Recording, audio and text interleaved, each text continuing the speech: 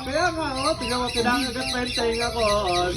Nakain niya Pinatuka pagkain. pa yung tenga ko. Akala niya siguro, ano, pagkain. Malilibang kayo dito. Nag-jogging. Dito lang siya. Alam mo ba, 1 kilometers away lang sa amin to. Ngayon lang namin nalaman kung kailan nag-umpisa kami ng mag-iibon. Oh. Tapos ang kagandahan dito, hindi nagpapa-entrance fee si Kuya. Nasa sa'yo na kung magdo-donate ka, pero walang obligado na entrance fee. Tapos maraming kung pumapasyal dito, mga taga Batangas, Laguna, kung saan. May mga mayor, congressman, pumapasyal dito. Iba-iba. Kay Kuya.